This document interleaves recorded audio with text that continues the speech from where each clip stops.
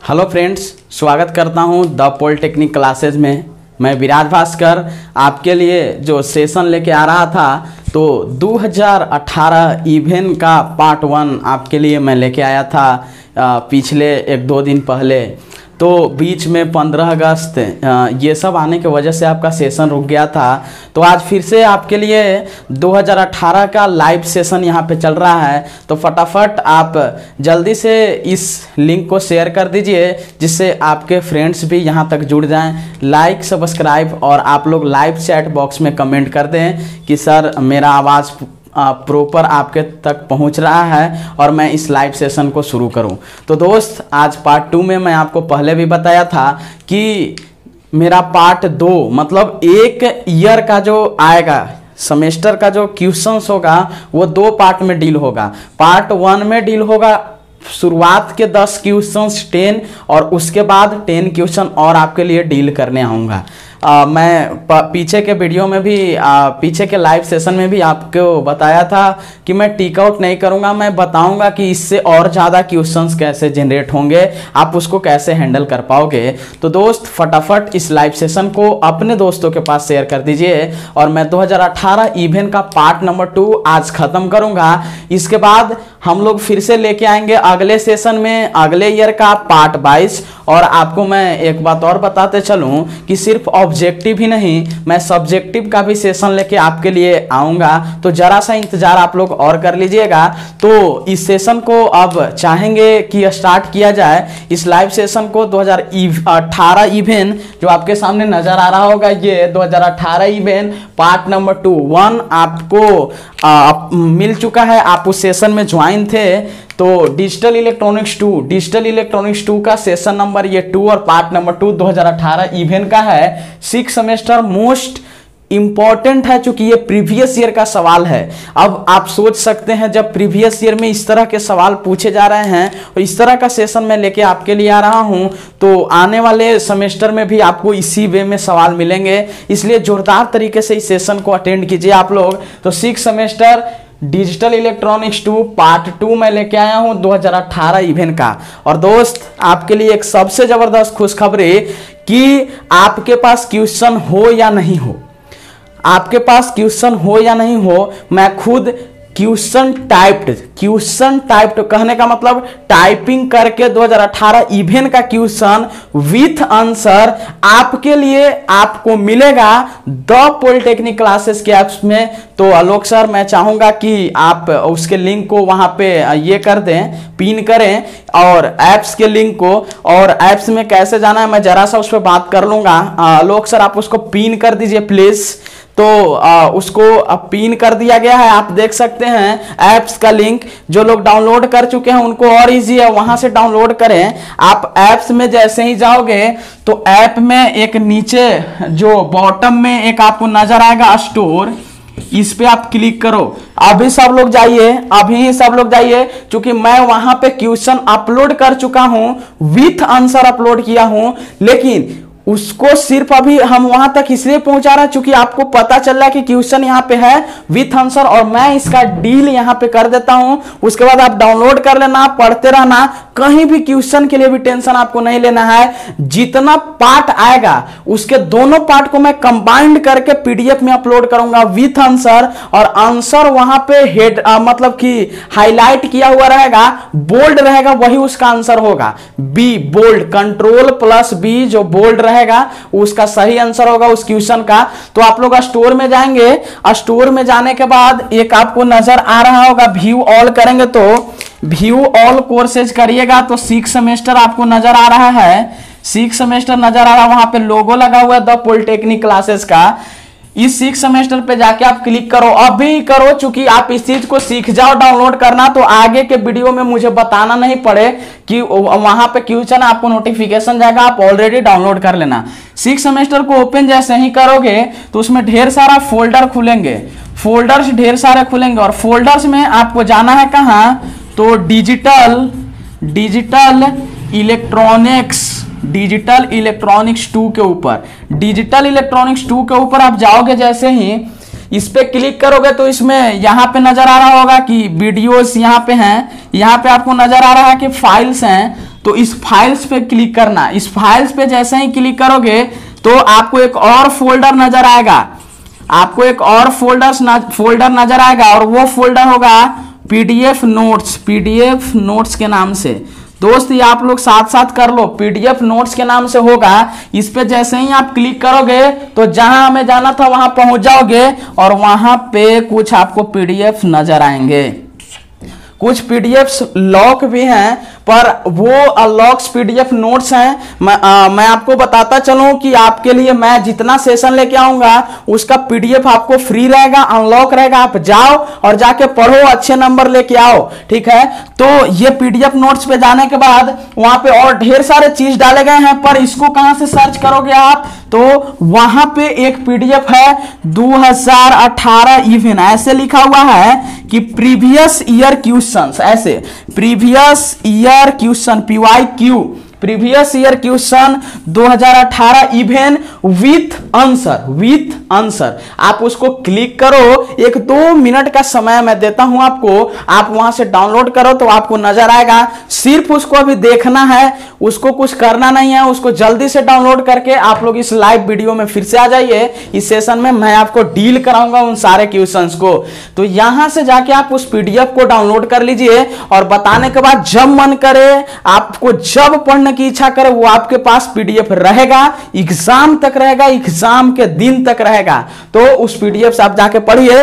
किसी से कोई क्वेश्चन मांगने की जरूरत नहीं, किसी से कोई रिक्वेस्ट नहीं कि क्वेश्चन भेज दो भाई, प्रीवियस ईयर भेज दो भाई। आपके पास होगा क्वेश्चन डिजिटल इलेक्ट्रॉनिक्स 2 का प्रीवियस ईयर्स विथ आंसर, ये सबसे ज्यादा अपॉर्चुनिटी आपके पास। तो जाओ करो डाउनलोड। आइए इस लाइव सेशन को आप लोग जल्दी जल्दी शेयर, सब्सक्राइब और लाइक कर दीजिए और इस सेशन को आगे की तरफ लेके चलता हूं मैं। तो 2018 इवेन पार्ट 2, अब आपके पास जितने भी सवाल हैं 10 बचे हुए, मैं उसको बड़े लाजवाब अंदाज से क्लियर करने की कोशिश करूंगा और इस चीज को मैं यहां से हटाता हूं और आगे के क्वेश्चंस को हम लोग डील करेंगे। ये चीज आप लोग समझ गए होंगे। इस चीज को अगर आप लोग समझ गए हैं तो मैं आगे की तरफ चलता हूं। इस चीज को अगर आप लोग समझ गए हैं तो मैं आगे इस सेशन को बढ़ाता हूं और आगे जो आपका 11th नंबर क्वेश्चन है वहां से शुरुआत करते हैं। 10th नंबर क्वेश्चन तक हो गया था आपका और 11th नंबर क्वेश्चन की तरफ चलते हैं। और 11th नंबर क्वेश्चन आपके पास रहा ये, 11th नंबर क्वेश्चन आपके पास रहा ये। और 11th नंबर क्वेश्चन में कहता क्या है 11th नंबर में कि which of the following units, इनमें से कौन सा यूनिट्स है जो रिप्रेजेंट करता है लार्जेस्ट अमाउंट ऑफ मेमोरी को। मतलब कौन सा यूनिट है जो रिप्रेजेंट कर रहा है कि इसमें लार्ज डेटा स्टोर हो सकता है, लार्जेस्ट अमाउंट का डेटा स्टोर हो सकता है इस मेमोरी के अंदर। और आपके पास है ये बाइट, आपके पास दूसरा है किलोबाइट, आपके पास तीसरा है गीगाबाइट और चौथा है मेगाबाइट MB। ये चारों में से बताना है तो फटाफट लाइव चैट बॉक्स उठाओ, कमेंट करो कौन सा आंसर सही होगा, कौन सा यूनिट रिप्रेजेंट कर रहा है लार्जेस्ट अमाउंट ऑफ मेमोरी को, कौन सा यूनिट रिप्रेजेंट कर रहा है लार्जेस्ट अमाउंट ऑफ मेमोरी को। तो शुरुआत करते हैं फर्स्ट से, बाइट और बीट का कॉन्सेप्ट आप सुने होंगे। अगर हम इसको देखें तो ये तो स्मॉलेस्ट पार्ट है मेमोरी का, इसके बाद किलोबाइट इससे जरूर जाता है क्योंकि किलोबाइट है। अगर हम इस जीबी की बात करें तो गीगाबाइट, आप लोग देखे होंगे फोन में कि 2 GB पर डे दे रहा है, 2 GB पर डे। आप ऐसे रिचार्ज करते होंगे तो देखते होंगे, तो 2 GB पर डे है। और ये MB है, MB का कॉन्सेप्ट देखे होंगे कि 1 GB इक्वल टू कितना होता है 1024 MB, ठीक है। मतलब ये जीबी भी किससे बड़ा है, MB से, बाइट से तो बड़ा ही है, किलोबाइट से भी बड़ा है। लेकिन अगर हम MB की बात कर रहे हैं तो इस MB से भी बड़ा है चूंकि 1024 MB का 1 GB होता है। अगर हम 2 GB की बात करें तो 2048 MB हो जाएगा। तो इसका सही आंसर कौन सा होगा, तो GB। इसका सही आंसर कौन सा होगा, GB। क्वेश्चन नंबर 11 का आंसर नंबर C सही होगा, unit represent largest amount of memory. तो GB इसका सही आंसर होगा, C। क्वेश्चन नंबर 11 के बाद क्वेश्चन नंबर 12 की तरफ चलते हैं। और क्वेश्चन नंबर 12 क्या कहता है, तो देखिए क्वेश्चन नंबर 12 आपसे पूछा है, क्वेश्चन नंबर 12 आपसे पूछा है कि CCD स्टैंड्स फॉर, मैं पीछे के जो पार्ट 1 है उसमें भी मैं इस पे बात किया था कि ये बहुत बार क्वेश्चन पूछा हुआ है कि CCD स्टैंड्स फॉर, और आपके सामने ऑप्शन रखा है कि चार्ज कपल्ड डिवाइसेस, दूसरा आपके पास ऑप्शन है कम्प्लीमेंट्री कोडेड डिजिट, और तीसरा आपके पास ऑप्शन है C कम्प्लीमेंट्री, तो ठीक है, कोडेड भी ठीक है, यहाँ लिखा हुआ है डेसिमल, और ऑप्शन नंबर डी है नॉट, नन ऑफ दिस। हम आपको बताए थे, पहले भी बताया था मैंने पार्ट 1 में भी कि CCD का फुल फॉर्म बहुत बार पूछा है, और याद करिएगा C for charged, C for coupled और D फॉर डिवाइसेस। तो ऑप्शन नंबर ए डायरेक्ट इसका आंसर है, इसमें बताना कुछ नहीं है। CCD stands for charged coupled devices, और इसको शॉर्ट नोट्स में भी कभी कभी आता है और 4 मार्क्स में भी कभी कभी पूछने के देता है, वो आपको देखने के लिए मिल जाता है, लेकिन ऑब्जेक्टिव के लिए important CCD stand for charged coupled devices. Next question की तरफ हम लोग बढ़ेंगे। आप लोग को ये सेशन कैसा लग रहा है आप लोग जरूर बताइए हमें। तो क्वेश्चन नंबर 13 की तरफ हम लोग मूव करना चाहेंगे, और 13 नंबर क्वेश्चन बड़ा जोरदार लाजवाब तरह से ये क्वेश्चन पूछा गया है, और आपको बताते चलें कि ये क्वेश्चन काफी इंपॉर्टेंट है, और जिस क्वेश्चन से कहां सवाल और पूछता है मैं इस पे भी बात कर लूंगा। क्वेश्चन नंबर 13 बोलता है which of the following liquid, कौन सा नीचे दिए गए liquid crystal used for LCD display. देखिए बड़ा जोरदार क्वेश्चन है ये। बोला LCD डिस्प्ले जो है, LCD जो डिस्प्ले है, लिक्विड क्रिस्टल डिस्प्ले, LCD का फुल फॉर्म है लिक्विड क्रिस्टल डिस्प्ले। ये भी क्वेश्चन बहुत बार पूछा। LCD stand for LED light emitting diode, इन दोनों में अंतर पूछा।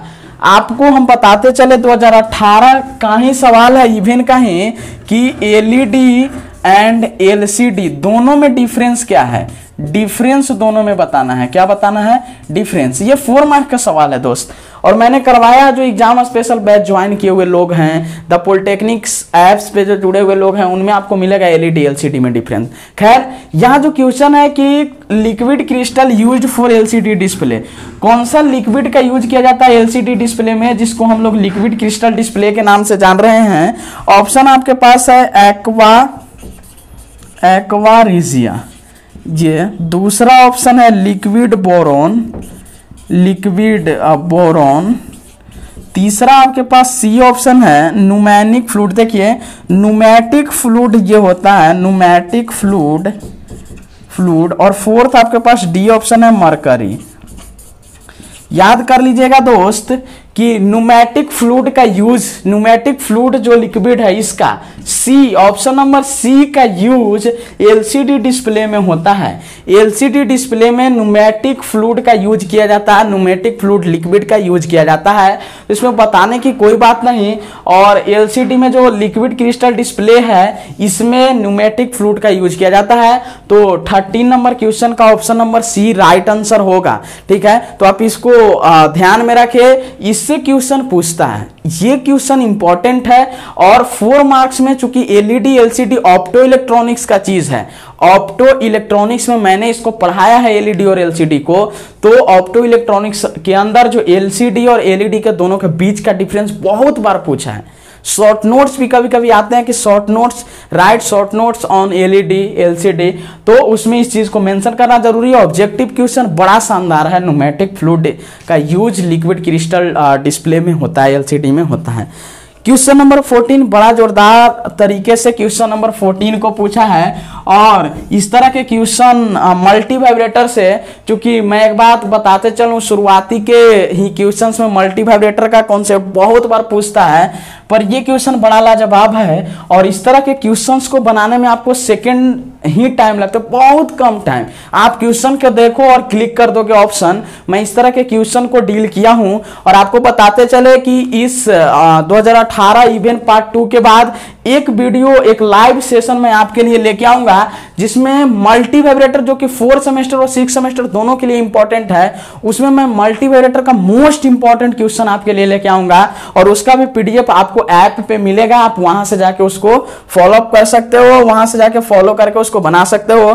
क्वेश्चन नंबर 14 बड़ा ही शानदार है कि one shot multi vibrator, one shot multi vibrator के नाम से किसे जाना जाता है? One shot multivibrator is also called multi vibrator. आपके पास ऑप्शन है ए, मैं पूरा क्वेश्चन नहीं लिखा, मैं बोल दिया कि one shot multivibrator is also known as also called. आपके पास ऑप्शन है, पहला ही ऑप्शन है मोनो स्टेबल, दूसरा ऑप्शन आपके पास है वो है ए स्टेबल, तीसरा ऑप्शन आपके पास है बाई स्टेबल, बाई स्टेबल, और डी आपके पास ऑप्शन है वह है नन ऑफ दीज। बड़ा ही जोरदार तरीके से वन शॉट मल्टी वाइब्रेटर के नाम से किसे जाना जाता है? तो मैं आपको बताते चलूं, इस क्वेश्चन से हमेशा 3-4 क्वेश्चंस पूछता है।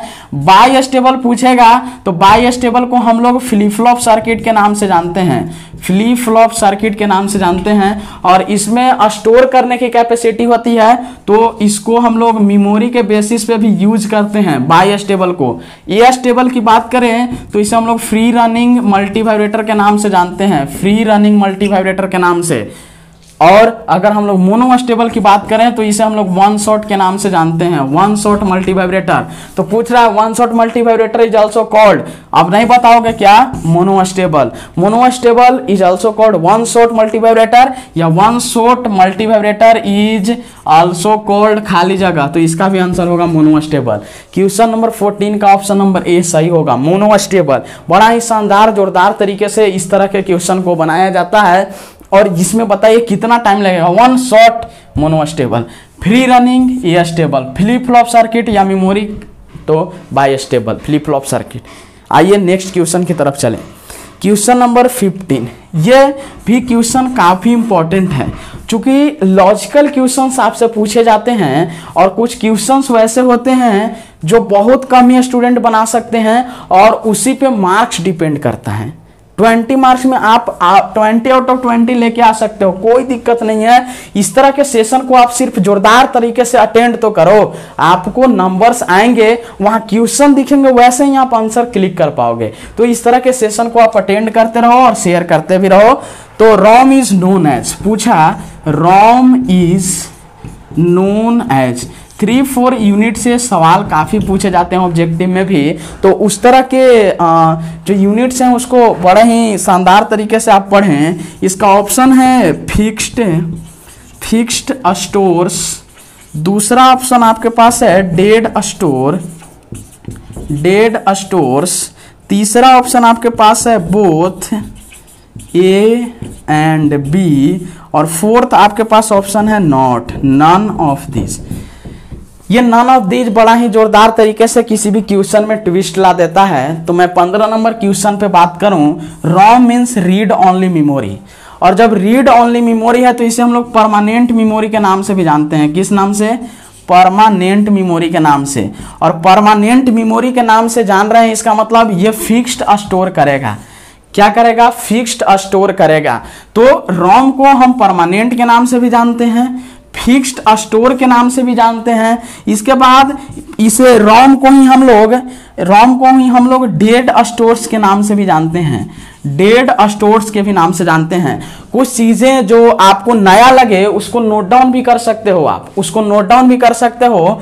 तो रॉम चूंकि परमानेंट है, इसे फिक्स्ड स्टोर के नाम से भी जानते हैं, डेड स्टोर के भी नाम से जानते हैं। जब दोनों ऑप्शन है तो ऑप्शन नंबर सी बोथ होगा, नन ऑफ दिस तो होगा नहीं, तो बोथ ए एंड बी। अगर आपसे यही question ROM is known as यहाँ फिक्स्ड के जगह परमानेंट देता तो कोई दिक्कत नहीं है, उसका भी आंसर परमानेंट और डेड स्टोर दोनों हो जाता।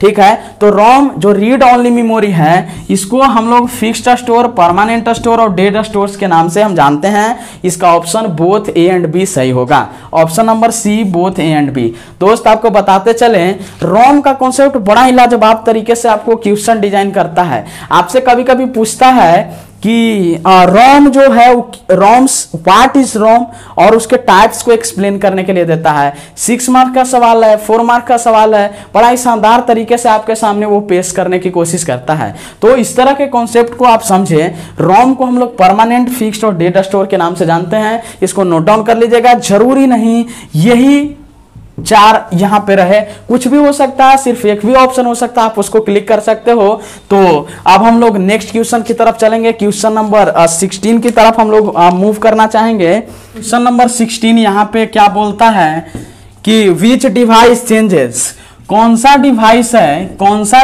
है जो चेंज करता है पैरेलल डेटा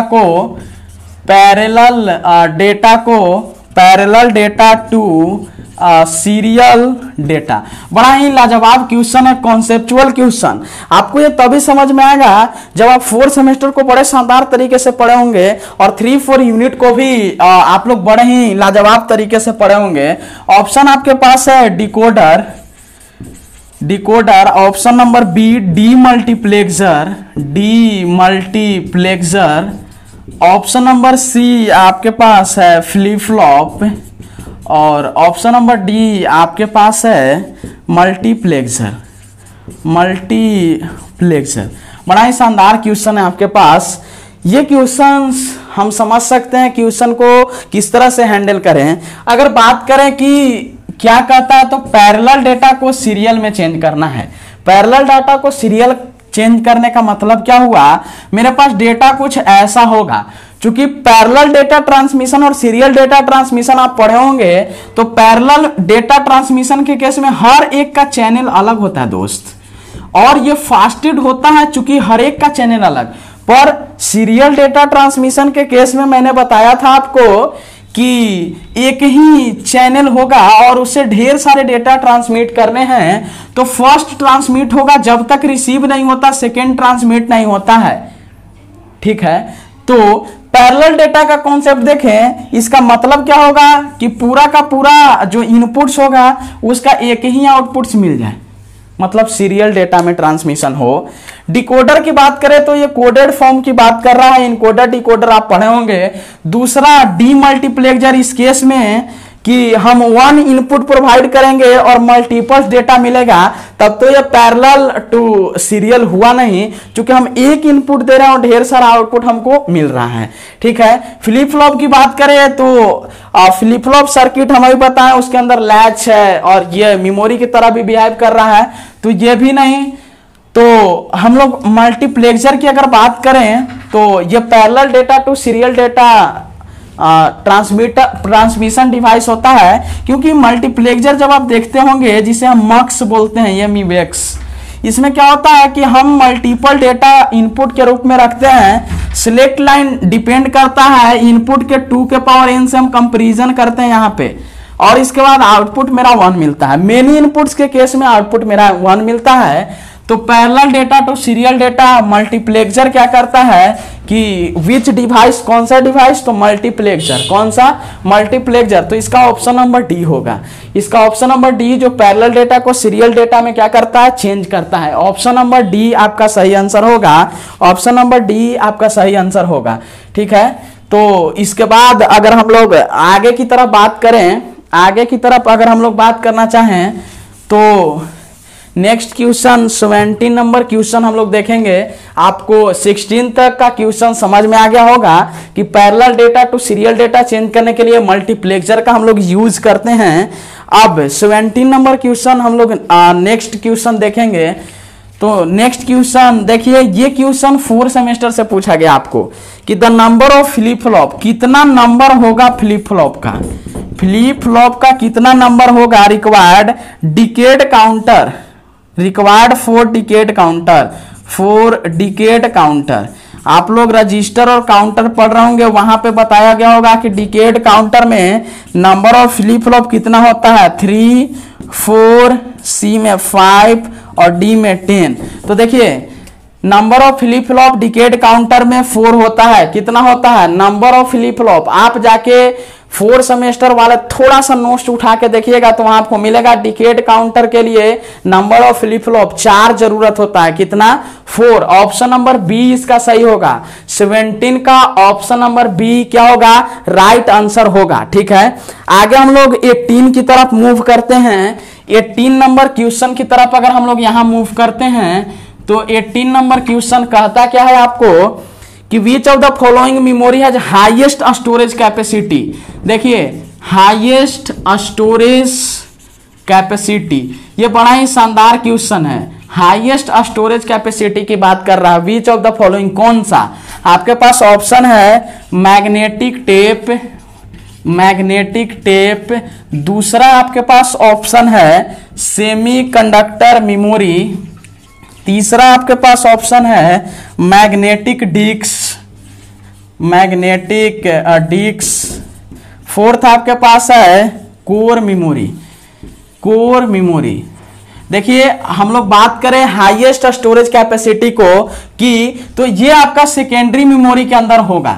सेकेंडरी मेमोरी, जो हम लोग सेकेंडरी मेमोरी बात किए थे यूनिट 3rd 4 में, तो सेकेंडरी मेमोरी जो स्टोर करता है स्टोरेज कैपेसिटी उसके अंदर होता है सेकेंडरी मेमोरी के अंदर, वो हाईएस्ट होता है। और उसमें भी अगर हम इन सारे ऑप्शंस की बात करें तो मैग्नेटिक डिस्क, आपको जो ऑप्शन नंबर सी नजर आ रहा है मैग्नेटिक डिस्क, तो मैग्नेटिक डिस्क के अंदर हाईएस्ट स्टोरेज कैपेसिटी होता है जो कि सेकेंडरी मेमोरी है। मैग्नेटिक डिस्क सेकेंडरी मेमोरी, और बोल रहे हैं सेकेंडरी मेमोरी के अंदर में भी ढेर सारे मेमोरी है जिसमें कुछ लोएस्ट स्टोरेज कैपेसिटी के भी होते हैं, पर highest capacity memory secondary memory के अंदर ही होगा। और उसमें इसके ऑप्शन से मैग्नेटिक डिस्क सही आंसर होगा, जो कि which of the following is highest storage capacity, तो मैग्नेटिक डिस्क का। किसका? मैग्नेटिक डिस्क का। दोस्त कुछ थ्योरी पेपर्स ऐसे भी हैं जिसको आपको याद करना पड़ सकता है, क्योंकि लॉजिकली चीजें जो है मैं उसको समझाने की भरपूर कोशिश करता हूं। ठीक है, तो इन सारे चीजों पे आप लोग ध्यान देते रहिएगा। आगे हम लोग 19 नंबर क्वेश्चन पे बात करते हैं। आगे हम लोग 19 नंबर क्वेश्चन पे बात करें तो कहता है ईपीरोम मेमोरी इज, ईपीरोम मेमोरी इज, ये बड़ा ही बढ़िया सा क्वेश्चन है। इसके बाद ऑप्शन आपके पास है मैग्नेटिकली, मैग्नेटिकली अल्टरेबल, अल्टरेबल। दूसरा आपके पास है इलेक्ट्रिकल, इलेक्ट्रिकल अल्टरेबल।